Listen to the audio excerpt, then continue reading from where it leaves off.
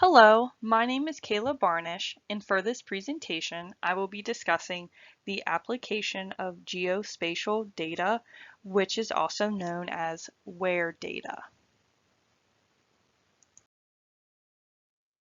The required readings that I am going to discuss in this presentation include Yao's Visualize This, the Flowing Data Guide to Design, Visualization, and Statistics, Murray's Tableau Your Data, fast and easy visual analysis with Tableau software, and lastly, forgive me if I mispronounce their name, Sankey Saval's Tableau Cookbook, Recipes for Data Visualization. These readings focus more on the application of designing geospatial data, whether it be by using Tableau or by providing useful information on designing maps in general. So the agenda for this presentation is going to discuss using maps to highlight changes in time and space, and to go over making maps in Tableau. In addition to using maps to show you where your data is happening, you can also see changes in your data over time and space. One such way to do this is by using multiple maps.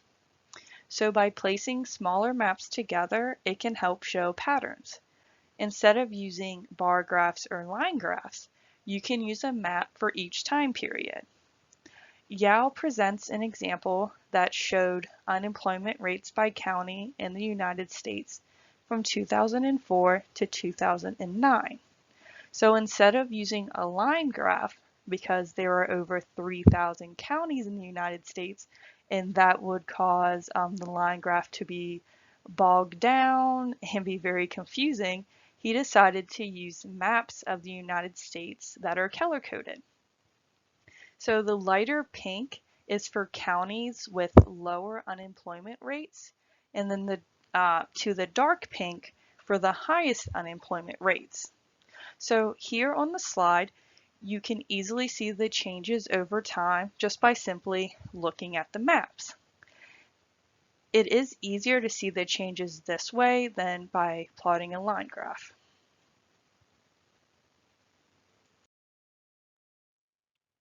On the previous slide, I discussed creating multiple maps that show changes over time. There are some cases where it will be easier to show the changes in a single map. Some benefits of this include saving space and the ability to highlight the changes instead of showing the individual time periods. The way to do this is to show the differences in a single map.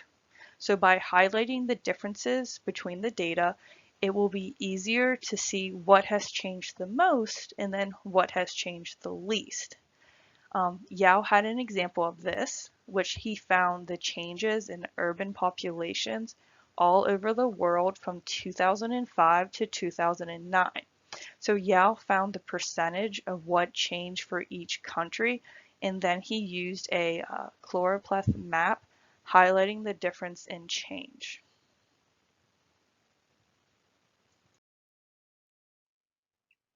And the last method that you can use to visualize the changes over time and space is to use animation. So with animation, you can now show the changes in a single interactive map. With this, now users can play around with the data. So in this particular example, this is screenshots of an animated map which shows the growth of Walmart stores across the United States. The map begins at the year 1962, which is when the first Walmart opened up in Rogers, Arkansas. And it goes until 2010 with 4,393 locations. So how this visualization works, every time a new store opens up, a dot will appear on the map. I did provide a link where you can watch this visualization play out, and it's very interesting to see how Walmart has spread so rapidly, and then where Walmart started, and then you can see the trends of where it started to branch out to other parts of the United States.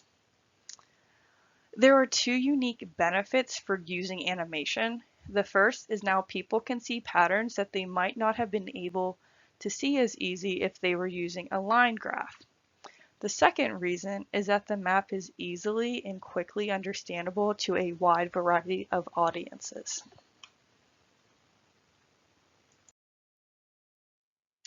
So now we're going to be changing gears, and we're going to be talking about making maps in Tableau. So in the Tableau software, there are two different map types that are available to you. The first is symbol maps, which has marks at the center point of the standard geographic unit that you are using.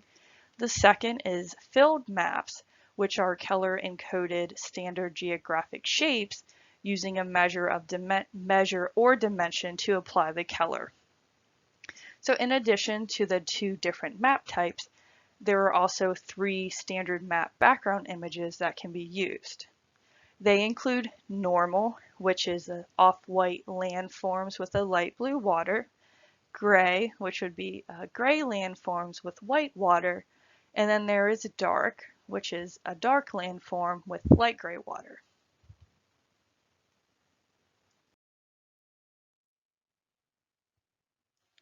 Tableau has this very useful tool called Show Me, which you can create a map, visualization, or any other in only a few seconds. The picture I have on the slide is of the Show Me option in action. I took this screenshot directly off of Tableau from the Superstore example, which is a sample workbook that you can access in Tableau. So all of the options that aren't grayed out are suggestions that Tableau is offering. There is a text table, a heat map, a highlight table, there's a couple different bar graphs, there's a tree map, and then there are two different maps. There's a symbol map or a choropleth map. Say that you would like to use a symbol map. What's really helpful is that Tableau tells you what dimensions or measures you need to use to achieve your desired visualization. So to create a symbol map, Tableau is recommending using one geographic dimension, one or more other dimensions, and 0 to 2 measures. Now for a little more technical information. I think learning how Tableau uses geocodes will make it easier to understand how Tableau makes the actual map visualization. So what is a geocode? It is a code that represents a geographic location or an object. It is a unique identifier of that location or object. Tableau has the capability to place marks on maps and will automatically position the marks at the center of the geographic unit. Some examples of geographic units include area code, city, country or region, county, state or province, zip code, latitude and longitude. The United States is already mapped in detail, and geographic details for places all over the world are being added with every version update of Tableau. In Tableau will automatically use detailed online maps, but if you are unable to connect to the internet, Tableau does have offline maps, but it will be less detailed.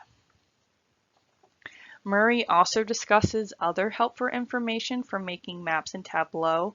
He goes over how to search for items in maps by using the plus and minus symbols for zooming in and out on the map that you are currently looking at. Murray goes into more technical details, and I would strongly encourage to follow along with him in Tableau as you are reading the chapter. The additional reading this week, which is by Sankey Savell, is a great resource to helping you better understand and get more comfortable with working with Tableau. The particular chapter that was assigned goes over grouping, sorting, and filtering data. You can easily download the data files that will be used in the chapter. I strongly encourage to follow along with the chapter to learn more about all the functions and capabilities of Tableau. You can never practice too much, and as you know what they say, practice, practice, practice. I have included a few discussion questions for everyone to think about.